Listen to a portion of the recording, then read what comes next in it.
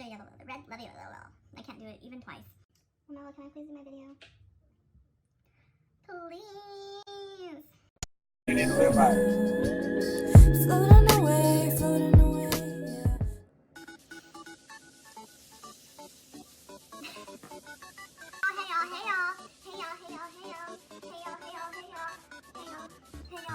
yeah.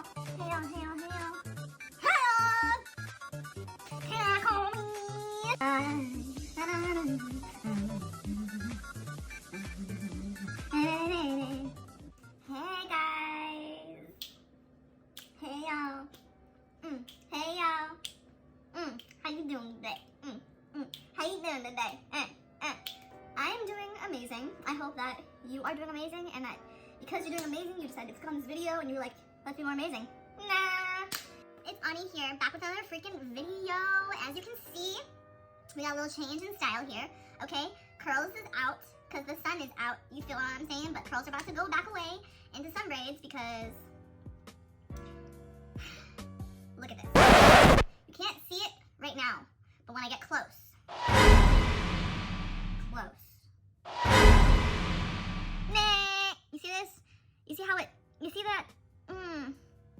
That's a no-no. That's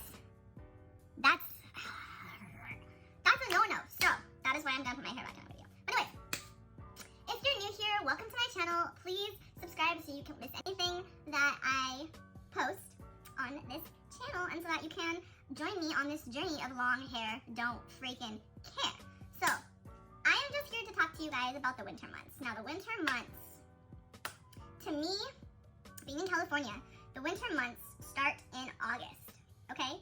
And I'm not saying like it's cold, you know, it's not cold, but it is getting a little windier. So for my hair, for our hair, we need to start protecting it in August, okay? I know that it's still summer and it's still cute, but braids are cute in the summer, and you can go swimming, boom, boom, boom. Like, it's a win-win situation. So start in August, okay, guys? Start in August and start with your protective styles. Start with weaves, loose weaves. If we're gonna do weaves, okay? If we're gonna do weaves, we need to make sure that our braids are loose. Do not let your stylist, or if you do it yourself, like I do not braid your hair too tight because it'll rip out your hair. And when you take out your weave, it'll be like your hair didn't even grow because you have so much shedding and so much breakage. So, weaves are meant to protect your hair. Do not try to snatch your shit and make it like, it can be snatched without being literally snatched, okay? Okay? Next. Braids. Braids are my freaking favorite. Braids are my go-to. And as I get older, I'm hating that knot in the top of your hair. So feed-in braids are my go-to protective style this year and probably in the next years because it's so good for your hair. You can touch your hair. Your roots are exposed, so you can oil them, you can condition them, you can wash your scalp, and your ends are protected, so it's like a double whammy. You really can't go wrong with braids unless you don't take care of your hair while you're in them. A lot of people think that, yeah, you can put braids in your hair and just leave it alone. No, you cannot. You must condition your hair as usual. Deep condition your braids. Why not? If your braids are, you know, braided the correct way, they will stay in, and your hair, if it looks messy and you can't deal with the frizz and all that stuff, then maybe feed-in braids aren't for you because your hair, as it grows, it does get a little frizzy at the top.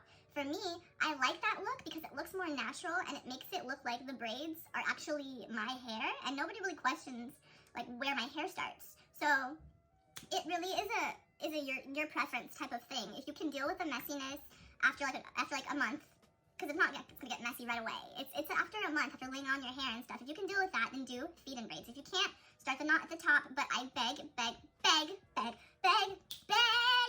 to just do it very loosely. Do not make that knot real tight because it will pull out your hair. When you're doing braids and when you're doing weaves, you need to try to leave out your baby hairs. I know that it's hard because you want to blend and you want to make it look snatched, you want to like swoop, swoop, swoop, and all that good stuff. But if you care about your edges, which we all should because edges are so important to life, like I didn't even lay my baby hairs because I want to protect them because I don't really care. Why do I need to be laid all the time? You know, laid and slayed is a broad spectrum. You don't have to be the Instagram version of laid and slayed. You can be the natural version of laid and slayed and be beautiful and protect your hair in the process. So, next would be like braiding your hair or twisting your hair without adding extra hair to your hair. So, Lamello, okay. He wants to be up here, guys. I'm sorry. He's being a crybaby. Every time I do my videos, he's like, Mommy, I want to be in them. Like, you just look at him. He doesn't want to be in the camera. He just wants to see what's up. Anyways, okay, so when I'm talking about braids and twists without using synthetic or human or whatever type of extra hair that you need to add, I like that style just because you can get to your hair a lot easier, moisturize it, decondition it, and do whatever you need to do while it's in the braids or the twists. And you don't have to worry about the synthetic hair drying out your ends or any of that stuff. You don't have to worry about buying the extra hair and all that stuff. You literally just need to buy some hair products that will keep your hair moisturized throughout this process. Braids and twists on your own hair, you for sure need to make sure that you're moisturizing your ends more frequently than you would if you were using synthetic hair. Just because they're not as protected, they are out. The wind is still touching them, your clothes are still touching them. It's like, it sucks because you really don't get to win with this process, with any of these processes, because there's so many things, sunlight, pollution, there's so many things that can damage your hair, but it is so worth it to just try out these hairstyles. Try out the braids and the twists by themselves first to see if you can handle it, because I know that a lot of people don't like the length of their hair, and that is what makes them want to add extra hair to their hair. But if you can stand it, it is the most beneficial protective style that you can do for your hair. It's low manipulation, it's protection, it's moisture, it's anything that you really need it to be, you can do with your own natural hair, and you don't need to add things. So those are just my hairstyles that I personally like to do during the winter months. Weaves, braids with synthetic hair or without, twists. You know, I don't really like to do buns simply because I have a small head, and so it looks like kind of crazy for me to have a bunch of hair on my head. Plus, I get headaches so easily. It's like my hair doesn't feel heavy when it's down, but then when I put it up the top of my head, it feels like a million pounds are up there.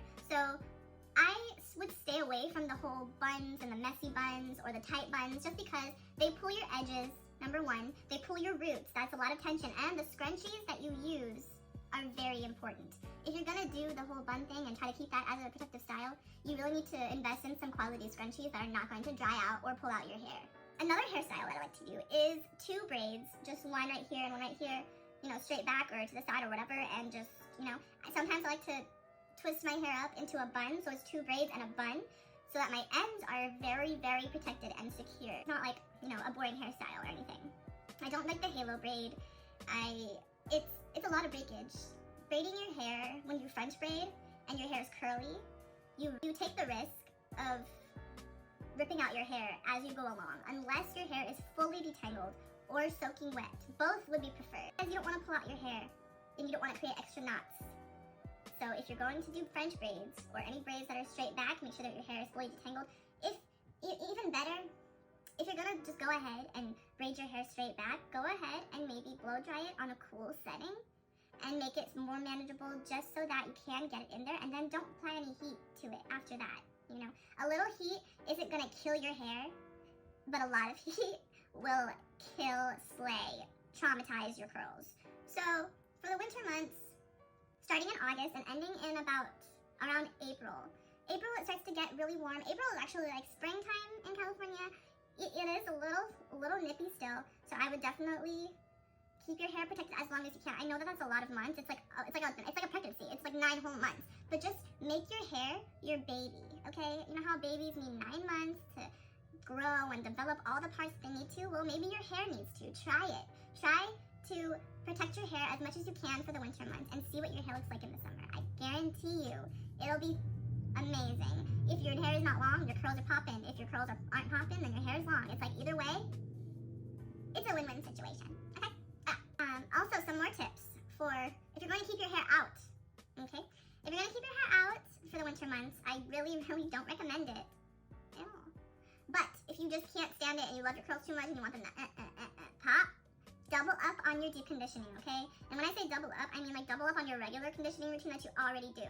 So if you do deep condition your hair twice a week, try 4, whatever. What could it hurt? It can't hurt anything. Your hair gets more dry in the winter. Your skin, your hair, especially if you have any type of melanin in your skin, everything gets drier in the winter. And it's like, no matter what you do, it seems like it's still dry. So you need to overcompensate over moisturize, over protein condition. Like, do the most for your hair. Really do the most. If you care about it and you want it to grow, do the most.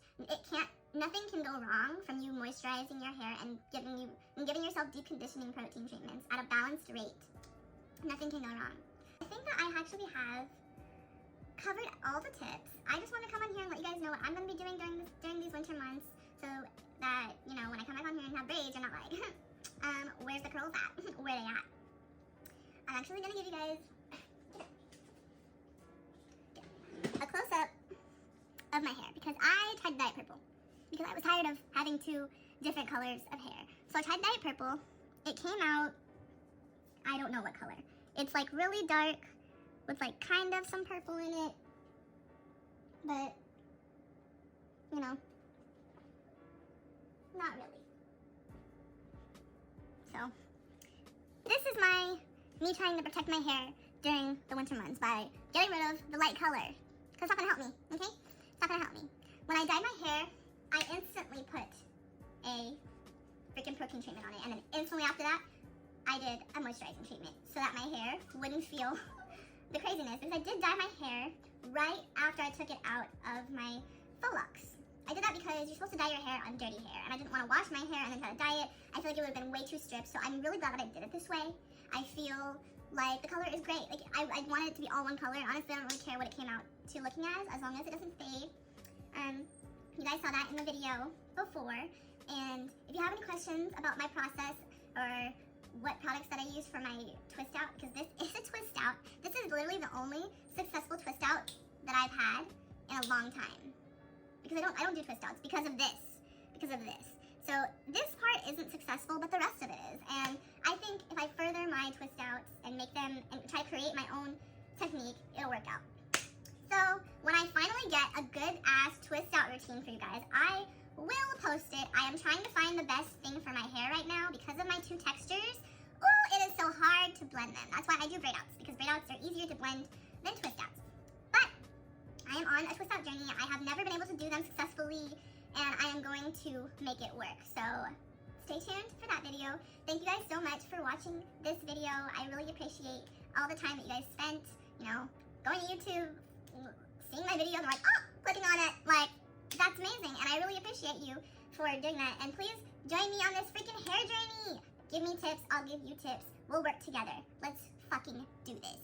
Okay? Anyways, like, comment, and subscribe to my channel if you want to see more. And guys, just fucking have a good ass day, okay? Bye.